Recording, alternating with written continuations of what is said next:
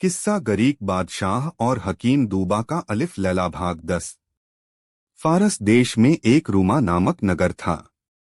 उस नगर के बादशाह का नाम गरीक था। उस बादशाह को कुष्ठ रोग हो गया। इससे वह बड़े कष्ट में रहता था। राज्य के वैद्य हकीमों ने भांति भांति से उसका रोग दूर करने के उपाय किए, किंतु उसे स्वास्थ्य लाभ नहीं हुआ। संयोगवश उस नगर में दूबा नामक एक हकीम का आगमन हुआ। वह चिकित्सा शास्त्र में अद्वितीय था। जड़ी बूटियों की पहचान उससे अधिक किसी को भी नहीं थी। इसके अतिरिक्त वह प्रत्येक देश की भाषा तथा यूनानी, अरबी, फारसी इत्यादि अच्छी तरह जानता था। जब उसे मालूम हुआ कि वहां के बादशाह को ऐसा भयंकर कुष्ठ रोग है जो किसी हकीम के इलाज से ठीक नहीं हुआ है, तो उसने नगर में अपने आगमन की सूचना उसके पास भिजवाई और उससे भेंट करने के लिए स्वयं ही प्रार्थना की। बादशाह ने अनुमति दे दी तो वह उसके सामने पहुंचा और विधिपूर्वक दंडवत प्रणाम करके कहा, मैंने सुना है कि नगर के सभी हकीम आपका इलाज कर चुके और कोई लाभ न हुआ। यदि आप आज्ञा करें तो मैं खाने या लगाने की दवा दिए बगैर ही आपका रोग दूर कर दूं। बादशाह ने कहा, मैं दवाओं से ऊब चुका हूँ।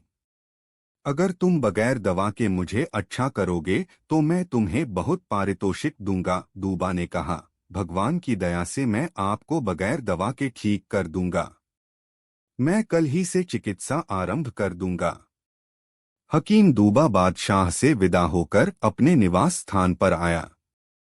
उसी दिन उसने कोढ़ की दवाओं से निर्मित एक गेंद और उसी प्रकार एक लंबा बल्ला बनवाया और दूसरे दिन बादशाह को यह चीजें देकर कहा कि आप घुड़सवारी की गेंदबाजी, पोलो खेलें और इस गेंद बल्ले का प्रयोग करें। बादशाह उसके कहने के अनुसार खेल के मैदान में गया। हकीम ने कहा, यह औषधियों का बना गेंदबल्ला है। आपको जब पसीना आएगा तो ये औषधियां आपके शरीर में प्रवेश करने लगेंगी। जब आपको काफी पसीना आ जाए और औषधियां भली प्रकार आपके शरीर में प्रविष्ट हो जाएं, तो आप गर्म पानी से स्नान करें। फिर आपके शरीर में मेरे दिए हुए कई गुणकारी औषधियों के तेलों की मालिश होगी। मालिश के बाद आप सो जाएं। मुझे विश्वास है कि दूसरे दिन उठकर आप स्वयं को निरोग पाएंगे। बादशाह यह सुनकर घोड़े पर बैठा और अपने दरबारियों के साथ चौगान पोलो खेलने लगा। वह एक तरफ से उनकी ओर बल्ले से गेंद फेंकता था और वे दूसरी ओर से उसकी तरफ गेंद फेंकते थे। कई घंटे तक इसी प्रकार खेल होता रहा। गर्मी के कारण बादशाह के सारे शरीर से पसीना टपकने लगा और हकीम की दी हुई गेंद और बल्ले की औषधियां उसके शरीर में प्रविष्ट हो गईं। इसके बाद बादशाह ने गर्म पानी से अच्छी तरह मलमल कर स्नान किया। इसके बाद तेलों की मालिश और दूसरी सारी बातें जो वैद्य ने बताई थीं की गईं। सोने के बाद दूसरे दिन बादशाह उठा तो उसने अपने शरीर को ऐसा निरोग पाया जैसे उसे कभी कुष्ठ हुआ ही नहीं था। बादशाह को इस चमत्कारिक चिकित्सा से बड़ा आश्चर्य हुआ। वह हंसी खुशी उत्तमोत्तम वस्त्रालंकार पहनकर दरबार में आ बैठा। दरबारी लोग मौजूद थे ही। कुछ ही देर में हकीम दूबा भी आया। उसने देखा कि बादशाह का अंग कुंदन की तरह दमक रहा है। अपनी चिकित्सा की सफलता पर उसने प्रभु को धन्यवाद दिया और समीप आकर दरबार की रीति के अनुसार सिंहासन को चुंबन दिया। बादशाह ने हकीम को बुलाकर अपने बगल में बिठाया और दरबार के लोगों के सन्मुख हकीम की अत्यधिक प्रशंसा की। बादशाह ने अपनी कृपा की उस पर और भी वृष्टि की। उसे अपने ही साथ भोजन कराया। संध्याकालीन दरबार समाप्त होने पर जब मुसाहिब और दरबारी विदा हो गए तो उसने एक बहुत ही कीमती खिलत, पारितोषक राजवस्त्र और 60,000 रुपये इनाम में दिए। इसके बाद भी वह दिन प्रतिदिन हकीम की प्रतिष्ठा बढ़ाता जाता था। वह सोचता था कि हकीम ने जितना उपकार मुझ पर किया है, उसे देखते हुए मैंने इसके साथ कुछ भी नहीं किया। इसीलिए वह प्रतिदिन कुछ न कुछ इनाम इकराम उसे देने लगा। बादशाह का मंत्री हकीम की इस प्रतिष्ठा और उस पर बादशाह की ऐसी अनुकंपा देखकर जल उठा। वह कई दिन तक सोचता रहा कि हकीम को बादशाह की निगाहों से कैसे गिराऊं। एक दिन एकांत में उसने बादशाह से निवेदन किया कि मैं आपसे कुछ कहना चाहता हूं, अगर आप अप्रसन्न न हो।